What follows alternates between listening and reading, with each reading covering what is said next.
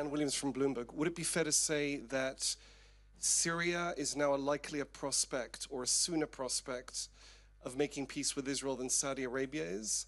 And if so, how soon do you see that happening? And did you imply with your remarks just now that Israel would be willing to cede Syrian territory it took after the fall of Assad as part of a deal with Syria? I don't want to speculate, but we will welcome Syria, as I said, to the peace and normalization circle in the Middle East as much as we will welcome the Saudis to join.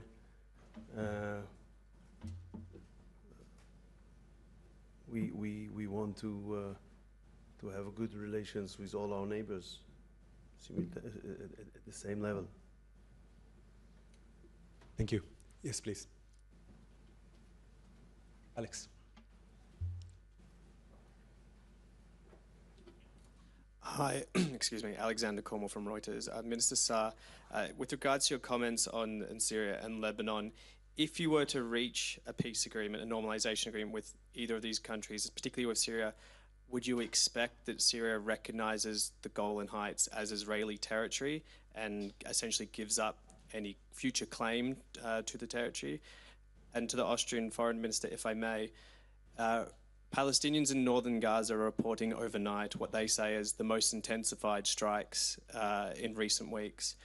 There's been evacuation orders by the Israeli military in recent days. What is your thoughts, if I can, I know you've touched on it, expand on the situation in Gaza and how is this viewed in Europe? Thank you. With regard to our position on the Golan Heights, it is very clear, as I said previously, the Israeli law was implemented there on 1981, some 44 years ago, and in any possible future agreement, it will be remained part of the State of Israel. Well, regarding the humanitarian situation in Gaza, we remain very concerned about the humanitarian situation in Gaza and the fact that the UN is warning of a famine. Therefore, I was clear that humanitarian aid must be immediately allowed to be delivered. Again, the civilian population must not pay the price for Hamas actions. They are also kept hostage of the Hamas, yes, but humanitarian has to flow in Gaza. Aid must continue to be provided in accordance also with the humanitarian principles by the UN and other aid organizations.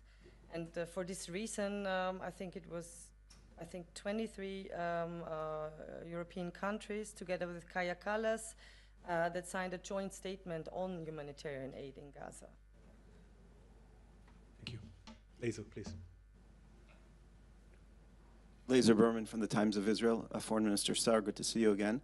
Two questions. First of all, on the Saudi normalization efforts, how far do you think the government should go? How far would you like Israel to go on moving toward a pathway to a Palestinian state, if that is the condition for a Saudi deal? And number two, on settler violence that you talked about even this morning, we've had months of it directed against Palestinians, and we did not hear much from the government. And all of a sudden, when it's directed against IDF troops and IDF facilities, we start to hear a lot of condemnation from this government. Should there have been much stronger condemnation from the government beforehand when Palestinians were being attacked? And should the Israeli police and military have acted more strongly so we didn't reach this point? Thank you. For the second question, any kind of violence by civilians is not allowed. The task, but self-defense in certain circumstances, but this is it. The task of the IDF and the security forces is to take care for the security, and no one should act independently and regardless to the law. And it doesn't matter if the objective is attacking other civilians, other Israeli civilians, Palestinian civilians, soldiers of the IDF. It is all of these cases should be treated by our legal system in the most serious way. With regard to the first question, our view is that a Palestinian state will threaten the security of the state of Israel. And therefore, we must learn the lessons from what happened here during the last 3 decades. And therefore, I think that today, I know what is the EU position on the matter, including Austria, but we are those who are responsible for the security of our nation, and this is not something that we can do and be still committed to the security of our state, from my point of view. So if it is conditional, I don't think it is constructive. Any process with the Palestinians, just to make it clear, because what our expectations are, any process should be based on the radicalization of the Palestinian society, addressing the core issues that can afford a reliable peace process, which are abandon the path of terror, abandon this ethos, which is the common ethos of, unfortunately, of the Palestinian society, all of it. Of course, part of it is stopping payments for terrorist families, according to the crime they did. This is something unbearable. This is something that they hadn't done until this day. I'm talking about the PA. Secondly, incitement. You cannot go for a reliable peace process while you poison the minds of the new generation in schools, kindergartens, textbooks, mosques, media. This must be stopped. So the conditions for peace, for real peace, are substantial. And when the Palestinian society, political system will start to deal with these basic questions, we will know that maybe we have a partner, but until now it's not the case, unfortunately. Thank you. Yes, please. Thank you.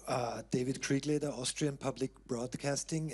Minister Sa'ar, after October 7th, there was a huge wave of solidarity in Europe, especially in friendly countries such as Germany and Austria, not just among politicians, but also within the population. As the war in Gaza has dragged on, there's been some form of estrangement.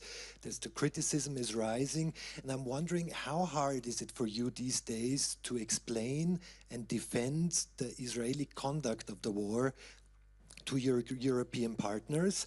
And if I may, a related question to Minister Meinl-Reisinger, you've repeatedly said that the situation in Gaza is unbearable. Do you have the feeling that the concerns you're voicing are met by open ears by your Israeli counterpart? Thank you.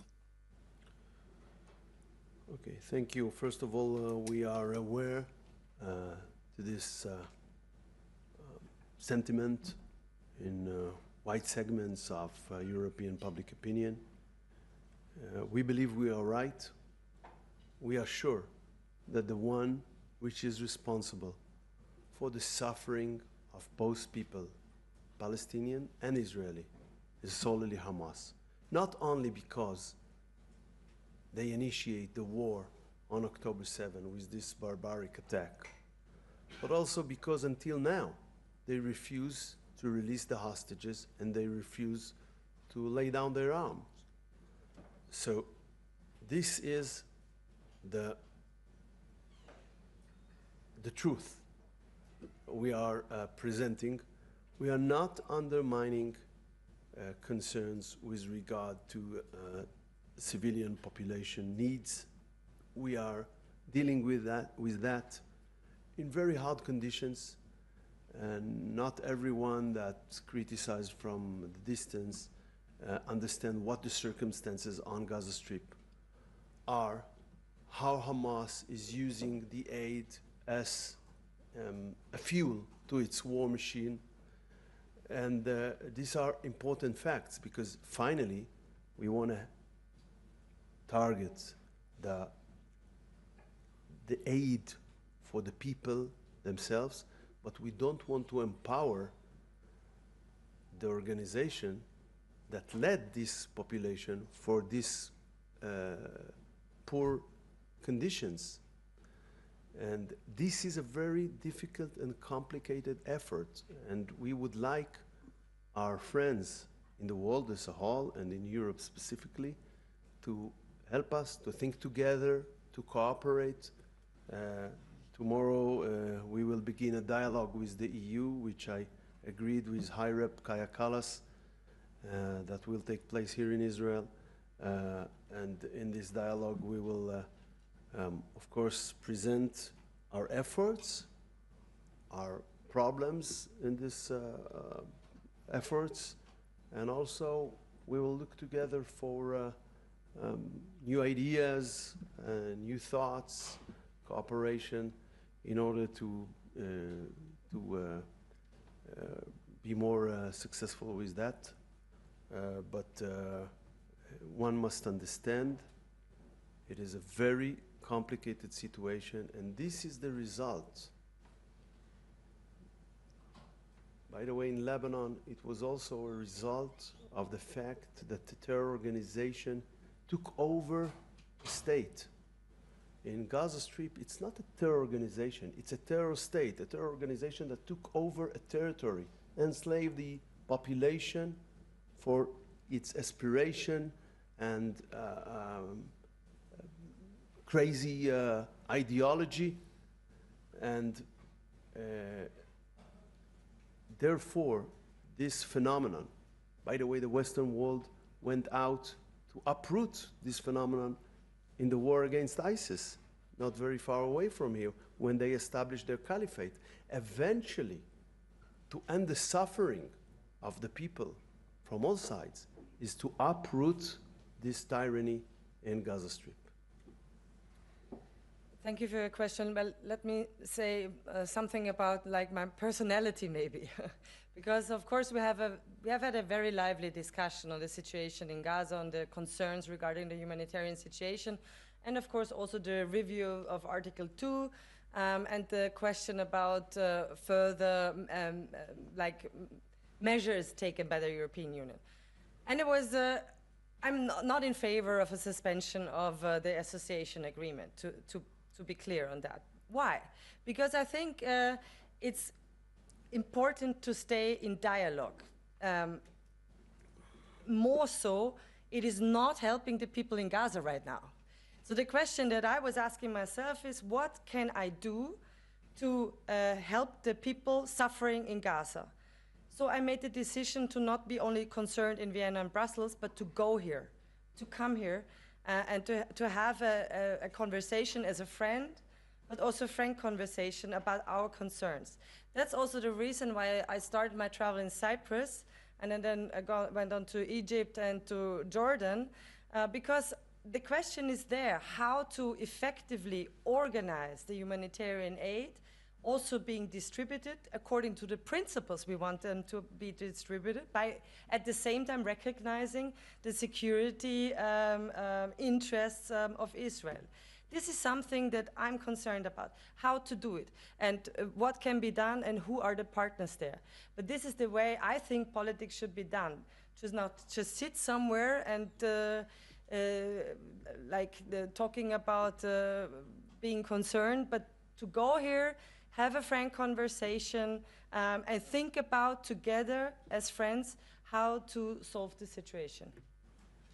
Thank you. We'll take two more. Yes, please.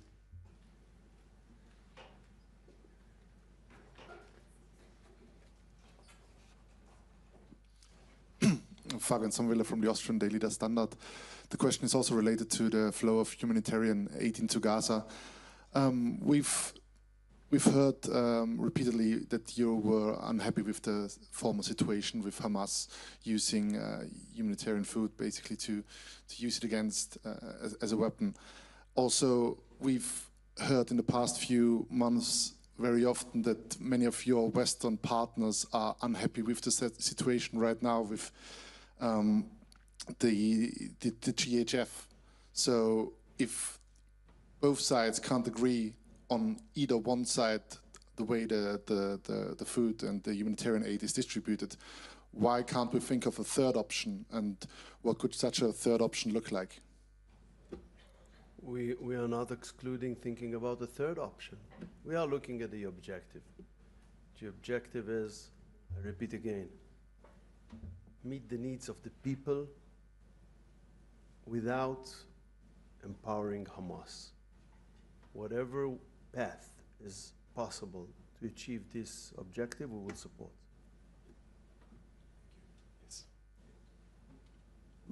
Hi, Mr. Saar. Minister Saar, Nathan Odenheimer here from the New York Times. Thank you very much for holding this presser. Also about the GHF, I think few little questions. Israeli officials are saying that the military prosecutor is considering an inquiry or an investigation into unlawful shooting of Palestinians, not in the sites, not in the distribution sites, but around them. Are you worried that the rules of engagement in Gaza in general and around those distribution sites violate the international law, and do you support an independent military inquiry into it? And then a second question is Israel, how much funds is Israel moving towards the GHF, if it's security or funding the aid itself? There are reports that it's supposed to invest another several $1 million into it. So I was wondering how much exactly and what you think of it. And for you, Minister of Foreign Affairs, is Austria considering also donating to GHF and for distributing aid in Gaza through this system at the moment? And will it support an EU resolution to do it? Thank you. Thank you. As you know, the military prosecutor is independent, and you should ask her about the case. I simply don't know. Also, with regard to your second question, I cannot give you the figure. Maybe the finance minister can give you the figure. I cannot do that. I don't know.